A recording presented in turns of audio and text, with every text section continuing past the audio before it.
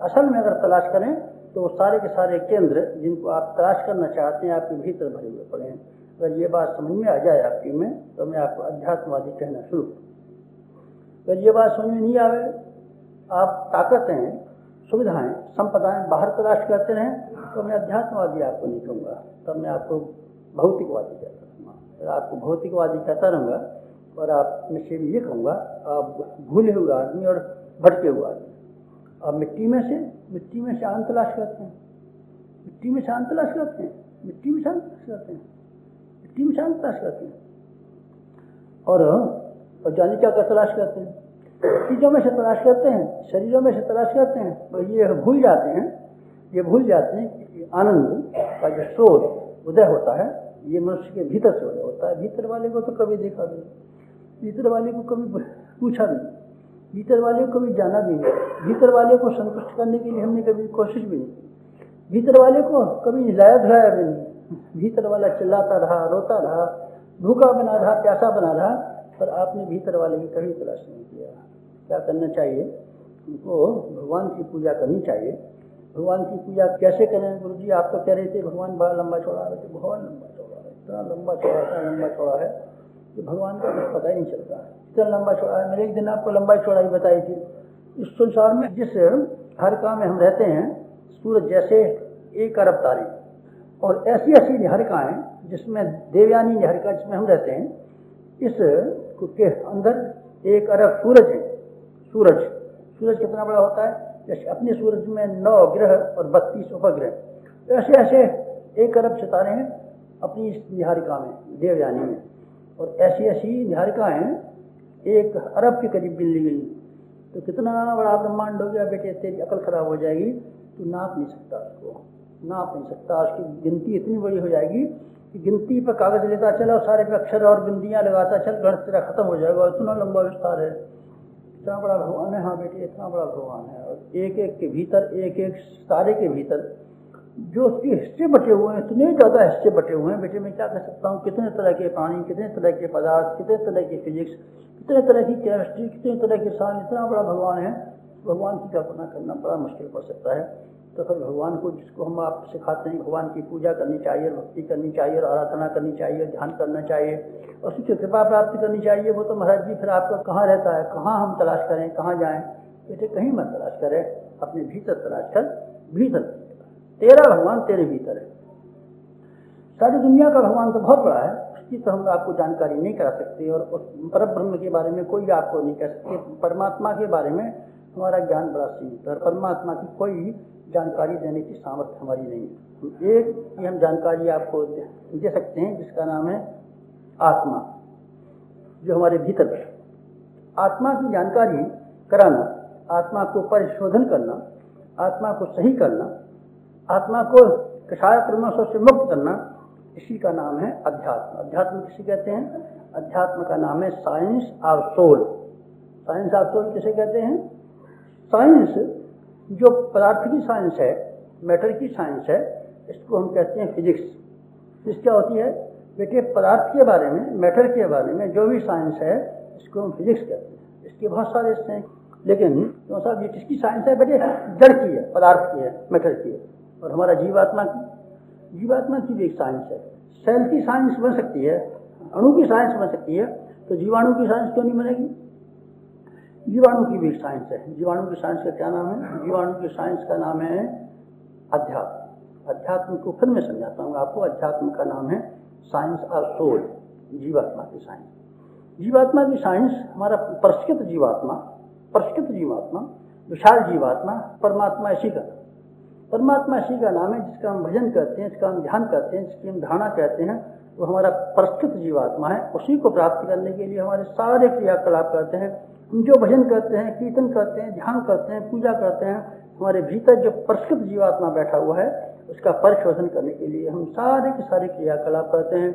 उस परब्रह्म परमात्मा के लिए बेटे, परब्रह्म परमात्मा के तो परे मत झगड़े, परब्रह्म परमात्मा के झगड़े मत पड़े। वो इतना विस्तृत है और ऐसा है कि जो हमारे व्यक्तिगत जीवन में कोई खास सहायता नहीं कर सकता है। मैंने एक दिन आपको उदाहरण भी दिया था, बिजली का करंट है। करंट एक नियम है, एक कायदा है। क्या कायदा है? भगवान के कायदे के लिए अब साइंस नजदीक पहुंची जाती है।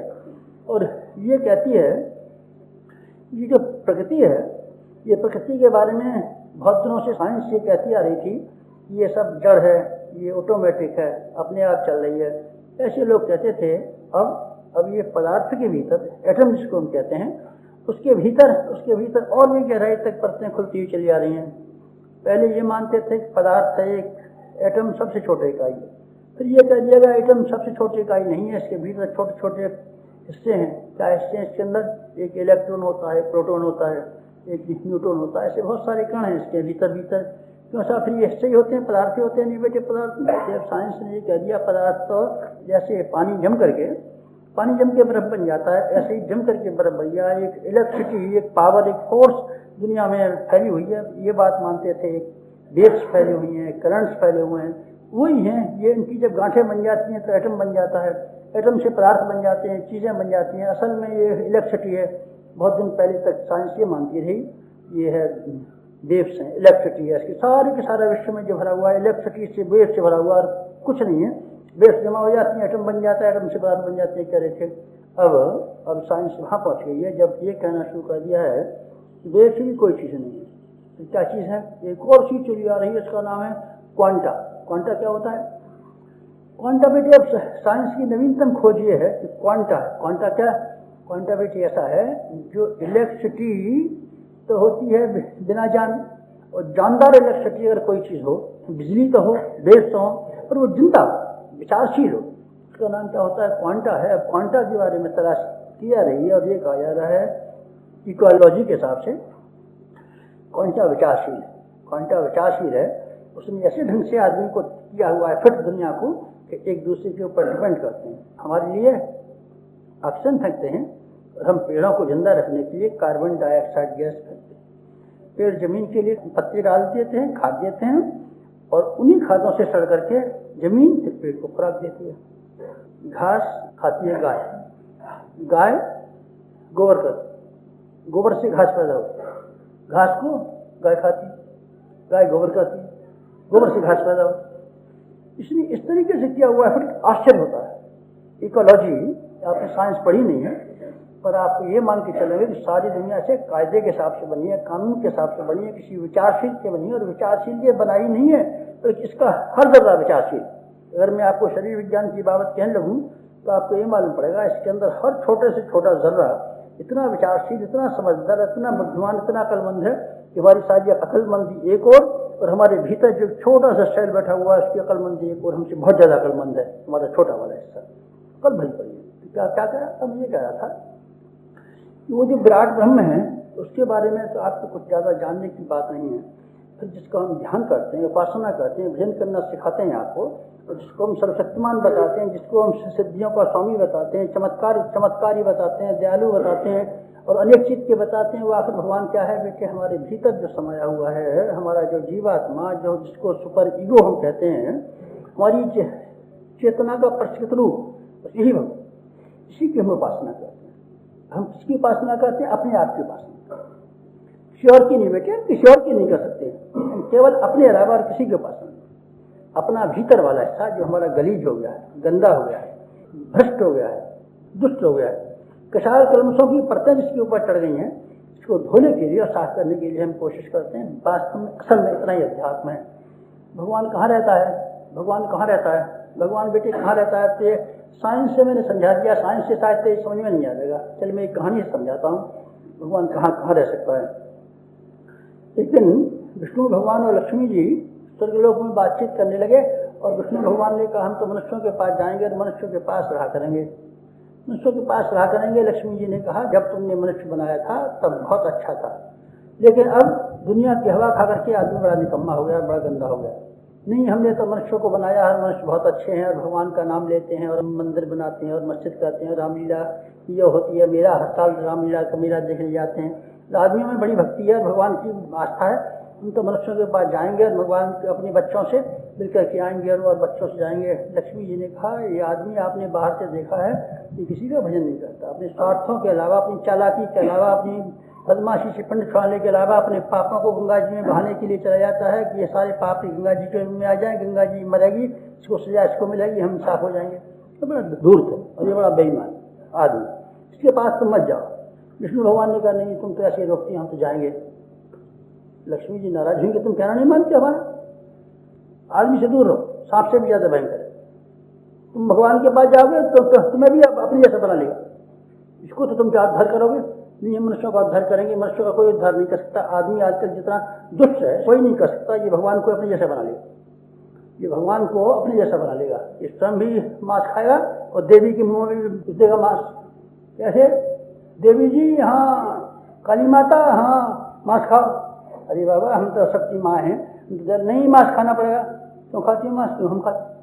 देवी को भी मांस खाना सिखा दिया। ऐसा दुष्ट मनुष्य ऐसा दुष्ट है, भगवान को भी बना लेगा दुष्ट।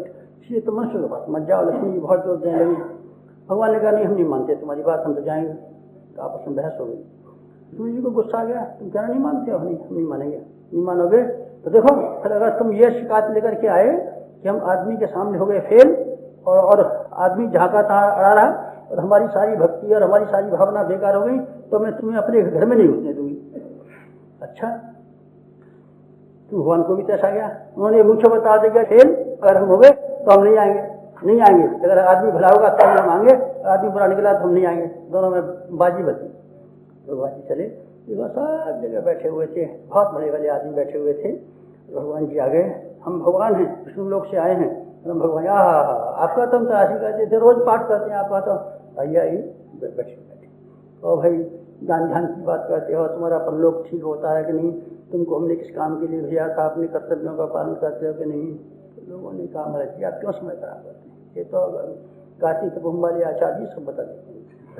अखंड ज्योति में रोज छप के आ जाता है, और हम 12 रुपया साल देते हैं। जो आप कह रहे हैं वो तो हमने हजारों बार सुनी है, और हजारों बार औरों को बताइए। आप बेकार बातें कहना बंद कीजिए, काम की बात कीजिए। काम की बात क्या? काम की बात वही पैसा, और सब बातें बेकार है। पैसा दिलाइए और हमारा बेटे दिलाइए, हमारे बेटे को बनाइए बादशाह, और सारे दुनिया की जेब काट के हमारे घर में पैसा दिलाइए।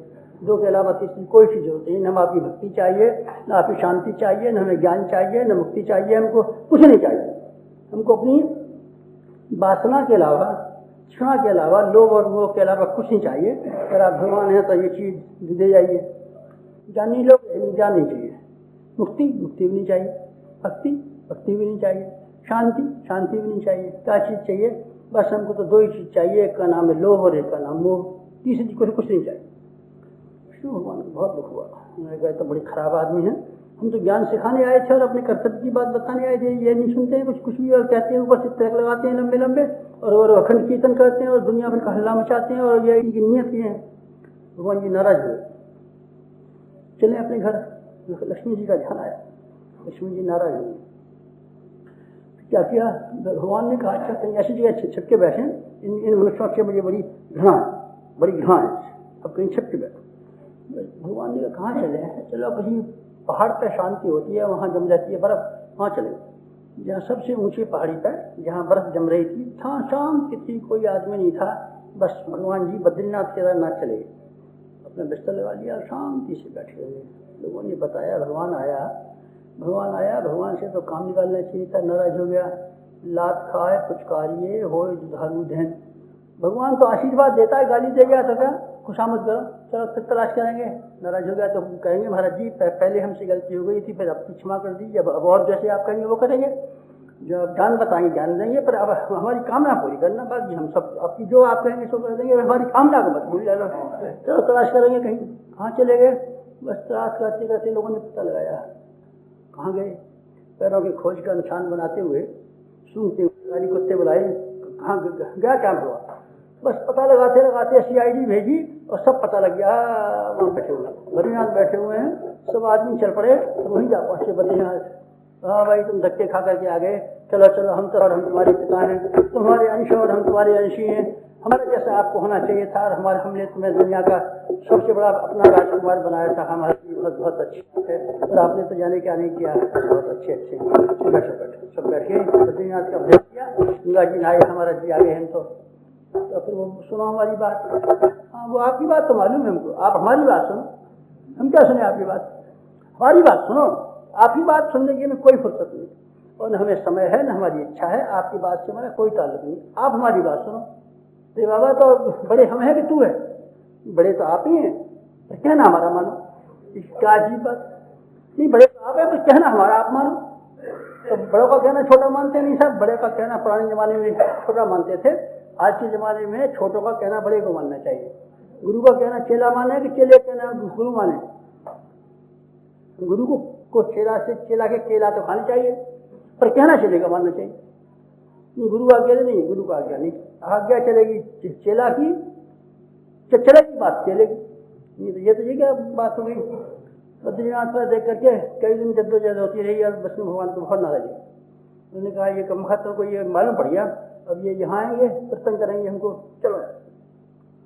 विष्णु भगवान ने कहा अब इनको समझाना तो बेकार है, इनको समझाना बेकार, ये चिकने घड़े हैं, इनको न कोई रामायण वाला पढ़ा सकता है न भागवत वाला, न कोई गीता वाला पढ़ा सकता है न खंड कीर्तन वाला, ये तो जैसे हैं दुष्ट कैसे रहेंगे, चलो बंद करो। विष्णु भगवान भाभी अब कहाँ चलना चाहिए, कहाँ चलना चाहिए, ढूंढते फिरे कहाँ जाए। उन्होंने एक जगह तलाश कर ली, समुद्र के बीचों बीच, समुद्र के बीचों बीच बद्रीनाथ से भागे, द्वारिका पहुंचे। द्वारिका में 20 समुद्र में एक टापू था, भेड़ द्वारिका, वहाँ जाते तलाश कर, आप कहाँ से कर लोगे। चुपचाप जा बैठे, बस पहाड़ के चारों ओर पानी भरा हुआ, जो कोई आवेगा डूबेगा इसमें, देखिए मेरे पास कौन आ जाएगा, अकेला। अब वहाँ जाने में तो था भय, कहाँ लक्ष्मी जी के यहाँ, वहाँ से अब कैसे जाए, क्या आए थे ना आदमी की शिकायत होगी तो नहीं आएगा। अब वहाँ बैठे लोगों ने फिर पता लगाया कहाँ भागे भगवान जी, कहाँ भागे। गाय आपकी भाग जाती है तो पता लगाते ही नहीं लगाते, गाय भाग जाए आपकी पता लगा ही नहीं। अच्छा और आपका खटमल भाग जाए तो, खटमल भाग जाए हमें क्या करते भगवान खटमल होता तो कहीं भी चला जाए, और था भगवान से ये देगा दूध, तो तलाश करना ही चाहिए। तलाश करते करते करते लोगों ने भेड़ द्वारिका का पता चला लिया और नावें खरीदी और लॉन्च बनाई और पुल बनाया और वहाँ भी जा पहुँचे भेड़ द्वारिका। आ गए आप, हाँ आ गए, देखिए हमें भगत, देखिए भगत आ गए, यहाँ भी आ गए, वहाँ भी जा पहुँचे सब लोग, भगत लोगों से। फिर उन्होंने कहा शायद ये हमारी नाराजगी की वजह से दुखी हो और शायद हमारा आप कहना माने। भगवान जी ने फिर अपने ज्ञान ध्यान की बात सुनाई। लोगों ने सुनने के बाद हमारा जी ये तो आप बहुत अच्छी बात कहते हैं, लेकिन हमने तो भक्ति का मतलब एक ही समझा है कि आप हमारा कुछ काम कर दें। तुम्हारा तुमको तो सब कुछ कर दिया था, तुम्हारे हाथ पाँव दे दिया, कल दे दी, सब दे दिया, तुमको किस बात की कमी है? कमी तो नहीं है, पर महाराज जी 2 चीज़ें हमारी पूरी नहीं होती हैं। एक हमारी तृष्णा, ये पूरी नहीं, आप इसे पूरा कर दें। विष्णु भगवान ने कहा तृष्णा पूरा करना न हमारे सामर्थ्य में है, न हम पूरा कर सकते हैं। आपका कोई कष्ट हो तो बताइए, हम पूरा भी कर सकते हैं। नहीं सब कष्ट तो कोई नहीं है, पर एक ही कष्ट है, क्या का, वो है तृष्णा का। तृष्णा का कष्ट हमसे दूर नहीं होगा। भगवान ने कहा, फिर भगवान से लड़ाई होने लगी। भगत थे बहुत सारे, तो भगवान था एक। भगवान ने कहा अब यहाँ कुछ ठिकाना नहीं, ये इतने सारे हैं पर हम एक हैं, तो कैसे काम चलेगा। विष्णु भगवान ये विचार करने लगे कि अब कहीं चलना चाहिए, अब कहीं चलना चाहिए, अब यहाँ ठिकाना नहीं, क्योंकि हम अकेले हैं और ये इतने सारे हैं, पकड़ लेंगे तो आफत आ जाएगी। इसलिए अब क्या करना चाहिए, अब कहीं चलो, कहीं भागो। कहाँ भागे, अब जाए कहाँ? पहाड़ पर ठिकाना नहीं, जमीन पर ठिकाना नहीं। वहाँ गए आसमान में भी नहीं छोड़ा, पाताल में आए पानी में, हमें नहीं छोड़ा। जमीन पे घूम रहे थे, हमें नहीं छोड़ा। जल में, थल में, आकाश में, कहीं तो ठिकाना नहीं। अब जाए कहाँ? बस ऐसी चिंता में बैठे हुए थे भगवान जी। नारद जी आ गए कहीं से, आपको ही तलाश कर रहे थे। आप तो मुसीबत के समय पे आप ही आते हैं हमेशा, और आप सब दुनिया का दुख दूर करते हैं, हमारा भी दुख दूर कीजिए। भगवान आपको दुख क्या हो गया? हमको बड़ा दुख है, इन मनुष्यों से पिंड छोड़, एक ही दुख है, मनुष्यों से पिंड छोड़ जाते। तो फिर आप जाइए स्वर्गलोक को, स्वर्गलोक के सामने जा सकते हैं। क्यों? तो लक्ष्मी जी या तो खुद आए, माफी मांगे, खुशामद करें तो हम जाएं। तो अपनी ओर से हम जाएंगे तो फिर हमारी चेक पॉइंट है, और के सामने पे अपनी बेइज्जती क्यों कराए? अभी नहीं जाएंगे, जब लक्ष्मी जी आएंगी तब जाएंगे, अभी नहीं जा सकते। अच्छा, तो फिर क्या चाहते हैं? हमको ऐसी जगह बता दो, रहें तो इस जमीन पर ही, हम वैकुंठ में नहीं जाना पड़े, और जमीन पर रहें, किसी को ये पता नहीं चले हम कहाँ रहे। इनकी तो हम शक्ल नहीं दिखना चाहते, हमको ऐसी जगह रखवा दो जहाँ ये पता नहीं चले हमारा, हम तो शांति से बने रहें और हम किसी को दिखें नहीं। नारद जी बहुत पता लगाते थे, कहाँ छुपा दें जहाँ की शांति से बैठे रहे, किसी को पता नहीं चले। अब मैंने एक जगह तलाश कर लिया आपको, अब मैं बता सकता हूँ आप कहाँ जाना चाहिए। कोई और सुन लेगा तब। भगवान जी को पास बुलाया, देखो आइए कान में बता दूंगा, और कोई सुन रहा होगा तो पता चल जाएगा, फिर तलाश करेंगे और फिर आपको तंग करेंगे। इसलिए मैं ऐसी जगह बता देता हूँ जो अंदर किसी को पता नहीं चले। कान में बताऊंगा, कान में बता देंगे। बन गया काम, बन गया काम। भगवान बहुत बहुत पसंद हुए। अपना होल्डोल और मेटी और अपना थर्मास सब चीज़ें बात के नहीं, भगवान ने कुली पर रखवाया। और उस दिन से लेकर के आज तक भगवान जी वहीं बैठे, बिल्कुल वहीं बैठे, और किसी को नहीं पता चलता कहाँ। कोई यहाँ ढूंढता है, कोई बद्रीनाथ, कोई केदारनाथ, कोई जगन्नाथ जी, कोई कहीं। सारी दुनिया में मारे मारे फंसते, भगवान मिले, भगवान मिले, मिलता है कहीं, किसी को नहीं मिलता भगवान, क्योंकि वो छिपा बैठा है। ऐसी जगह छिपा बैठा है, पता नहीं चलता कहाँ छिपा बैठा है। गुरु जी बता दो आप, तू बेटे तंग करेगा भगवान को। इसीलिए भगवान जी फिर नाराज रहेंगे, नहीं फिर हमारे भगवान जी आपस में निपटते रहेंगे। आप तो पता बता दो बेटा, पता तो मुझे मालूम, असली पता, इसमें फर्क हो तो तू मुझे चार्ज कर दे, तू मुझे बंदूक से उड़ा देना अगर इसमें कोई फर्क नहीं पड़ेगा। असली भगवान जहाँ रहता है मुझे बिल्कुल मालूम। आपको कैसे मालूम है? नारद जी भगवान जी से बात कर रहे थे तो मैं चुपचाप सुन रहा था। आपको मालूम है? बिल्कुल मुझे मालूम है। लेकिन नारद जी ने कान में बुला के कहा था कि किसी को मालूम नहीं पड़ जाए। तो बेटे मैं, तुम पूछो कि मुझे बता दो, तो फिर मैं बता तो सकता हूँ, पर तुम किसी और को बता दोगे तब बता ना किसी को। अगर तुम न बताओ तो मैं तो बता सकता हूँ। बताओगे तो नहीं, बता दो किसी को। चलो बता दोगे तो तुम्हारे ऊपर पड़ेगा पाप, में तो किसके भगवान जी नाराज हो गए, नारद जी नाराज हो गए तो तुमने तो बता दिया। हम तो ये कहेंगे हमने इनको बताया था, हमने इसे मना कर दी थी, किसी से कहना मत, इन्होंने नहीं माना, गलती इनकी है, हमारी क्या गलती है? कहाँ है बताइए, साहब बता दीजिए। बेटे मनुष्य के हृदय में भगवान समा गया, बस बाहर से निकला और मनुष्य के भीतर अंतरात्मा में समा गया। दिल के आईने में है तस्वीर यार, जब जरा गर्दन उठाई देख।